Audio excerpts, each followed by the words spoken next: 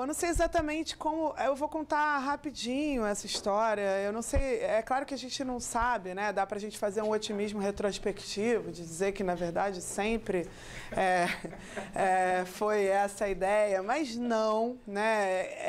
Eu estudei economia, estudei direito. Fiz 3 anos, abandonei o direito. Comecei as duas ao mesmo tempo, no Rio. Eu sou do Rio. Fiz a economia de cara foi o que eu mais gostei. Eu era da matemática, na verdade, desde o 2º grau, eu sempre fui aquela aluna que era boa em matemática. E, é claro, meus pais são de esquerda, meu pai é fundador do PT, eu tenho uma família minha mãe também militou no PT, aqui em São Paulo, inclusive eu nasci em São Paulo, fui morar no Rio com 5 anos. Então tinha vamos dizer, esse lado familiar de ser uma família envolvida, engajada, apesar deles terem saído do PT e não ficaram na política. Meu pai é jornalista e minha mãe é professora de estatística. Então tem algo aí. Você está misturando as duas coisas. Tem algo aí. Talvez seja grande parte mérito deles. Eu sou filha única e estudei, isso. E aí fui para economia, gostei de economia. Quando estava acabando a graduação, resolvi fazer a prova para o mestrado, aí já continuei no mestrado direto. Aí, quando estava no meio do mestrado, ganhei uma bolsa para ir para os Estados Unidos, aí fui fazer o doutorado em Nova York. Cheguei em Nova York em 2008, a crise estourou 2 meses depois. Na época, eu fiz um mestrado que era uma dissertação sobre indústria e política industrial. Na verdade, fui formada na UFRJ, tive aula com a Maria da Conceição Tavares, etc. Dentro dessa tradição desenvolvimentista, fiz uma dissertação sobre esse tema, sobre desindustrialização no Brasil, em 2007.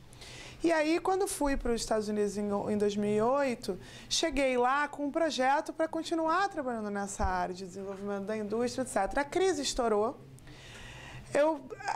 Isso mudou, inclusive, o curso de macroeconomia de doutorado acabou indo para um outro lado. A economia mundial, o pensamento econômico sofreu uma grande mudança, ainda que não o suficiente, mas teve uma grande mudança ali. Se passou a ouvir muita gente que não era ouvida, e eu estava no departamento progressista, ou único, eu diria, mas um dos únicos, de economia nos Estados Unidos. Eu tinha ido estudar na New School, que foi a escola que a Hannah Arendt estudou e fundou praticamente, Hobsbawm, etc.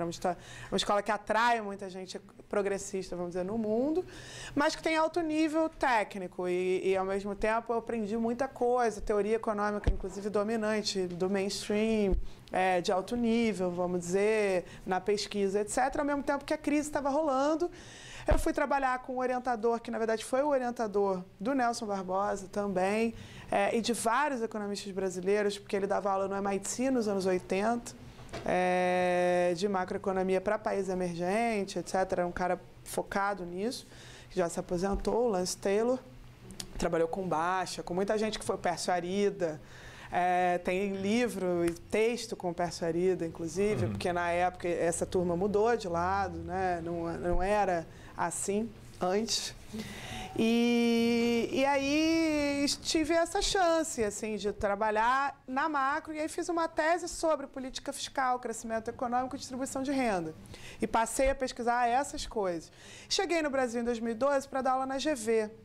Recebi uma proposta, quando estava lá ainda, para dar aula na GV de São Paulo. Já vim direto para São Paulo com um emprego, ganhando o dobro do que eu ganho hoje na USP. E entrei lá.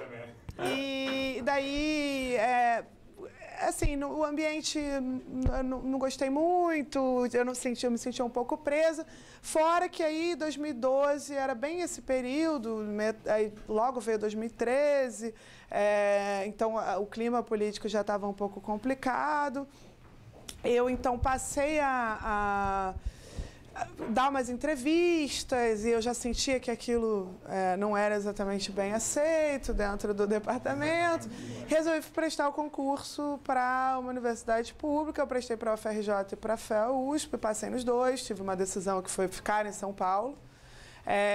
Na época, eu estava publicando muito artigo acadêmico fora, coisa que atualmente esse tipo de atividade tá minando a minha carreira acadêmica, mas pretendo voltar.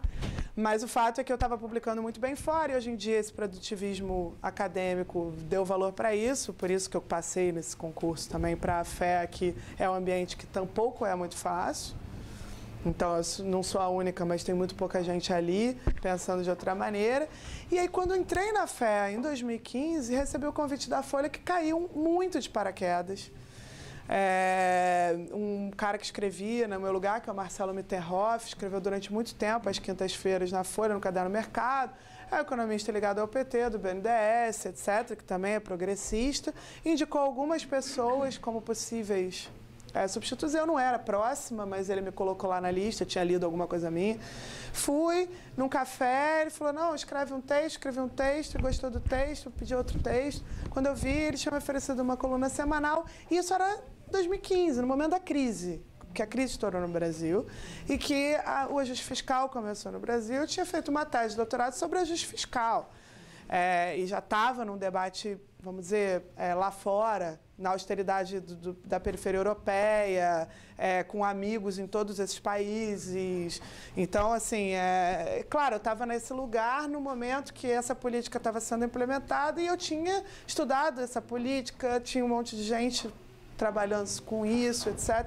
Então, comecei a criticar a política econômica e fazer muita coisa ali naquela época, e aí foi isso, o mundo foi se abrindo, porque veio o impeachment, eu fui a única pessoa ali naquele caderno Mercado da Folha a me pronunciar contra. Com isso, ganhei o amor que hoje em dia eu perco quando critico o governo Dilma, de toda a militância petista. E daí... eu já sei que é volátil essa relação, eu já me adaptei a essa volatilidade, mas o fato é que a gente ganha, perde. A vida é assim. Não tem que se orientar por isso, mas o fato é que aí com isso cá estou fazendo esse debate.